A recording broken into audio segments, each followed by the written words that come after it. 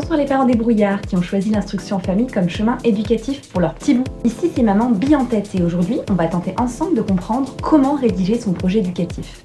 Je sais à quel point cela peut être stressant car il n'y a pas de guide disponible en ligne et certaines familles sont confrontées à des refus en ayant très souvent passé énormément de temps à l'élaborer. Toutefois, une chose qui semble logique et essentielle à cette rédaction, c'est le fait de proposer son projet sur mesure pour répondre aux besoins spécifiques de son enfant.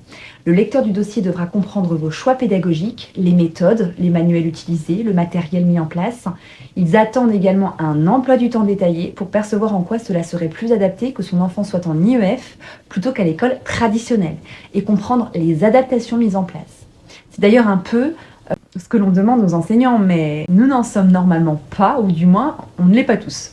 Attention car les enseignants doivent répondre aussi aux spécificités des élèves en mettant en place une pédagogie dite différenciée. Alors il est nécessaire de bien mettre en lumière les besoins de votre enfant et démontrer de manière implicite et subtile qu'un enseignant à l'école ne pourra pas y répondre. Point numéro 1. Qu'est-ce qu'un projet éducatif ? C'est un peu comme une recette de cuisine, mais pour l'apprentissage. On y met nos ingrédients pédagogiques, nos astuces, et surtout, on personnalise pour chaque petit chef en herbe à la maison. Il s'agit d'une planification annuelle. Il sera envoyé avec le dossier de demande d'IEF, puisque la délibération reposera sur la cohérence de ce projet. Normalement. Point numéro 2. Quelle différence avec le dossier pédagogique ? Attention, ne confondons pas le projet éducatif et le dossier pédagogique. Le projet, c'est le plan d'action, la feuille de route. Tandis que le dossier pédagogique, c'est comme le CV de votre enfant, mais version éducative bien sûr.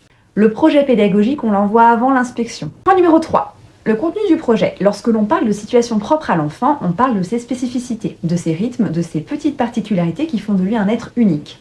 Quelques exemples. Le besoin de bouger, le besoin de manipuler, un enfant qui a un TDA, un TDAH, des angoisses, une hypersensibilité exponentielle, qui a des besoins de toujours être près d'un adulte, besoin de plusieurs siestes dans la journée. Mais attention, il est question de votre enfant et non pas de la spécificité du rythme du foyer ou des parents. Attention, le fait de devoir poser cela sur feuille peut nous laisser croire que notre enfant est vraiment différent des autres. Oui, il l'est, et c'est positif. Si on n'avait pas ce dossier à constituer, on se focaliserait peut-être pas sur tout ça, on n'essaierait pas de trouver des termes et des étiquettes que l'on fuit finalement tout au long de l'année, puisqu'en fait tout est fait sur mesure. Alors ne tombez pas dans le piège de la culpabilité. Votre enfant est normal, il est juste unique. Point numéro 4, les démarches, les méthodes pédagogiques. On peut s'orienter vers Steiner, Freinet, Montessori ou inventer notre propre méthode. Laissez libre cours à votre créativité en restant focalisé sur le socle commun. Alors vous proposez donc des activités ou des séquences qui vont permettre à votre enfant d'acquérir les connaissances et les compétences dans chaque domaine de formation du socle commun. Je vous invite donc à imprimer et lire bien scrupuleusement, de surligner les attendus de fin de cycle et de vous servir des tableaux mis en ligne, donc qui sont sur EduSchool, en vue d'aider les enseignants à mettre en place les activités en synergie avec l'attendu, pour pouvoir mettre en place en fait finalement vos activités. Je vous conseille de fonctionner par tableau en utilisant les entrées par domaine. Vous comprendrez cela en lisant donc les attendus de fin de cycle.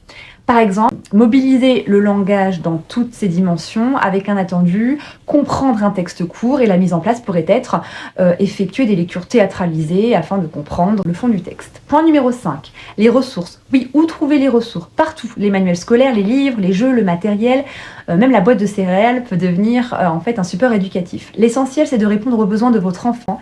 Plusieurs mamans en IEF ou maîtresses proposent donc de super déroulements de séquences, de super déroulements de séances. Vous avez aussi les fichiers type Montessori qui sont très bien faits, qui proposent une programmation vraiment concrète.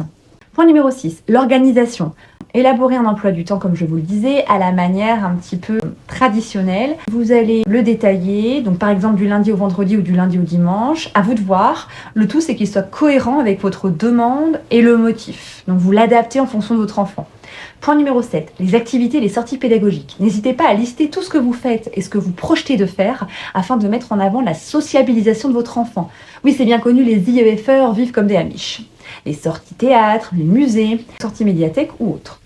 Point numéro 8, l'écriture. Faites attention, pensez à bien aérer votre projet éducatif.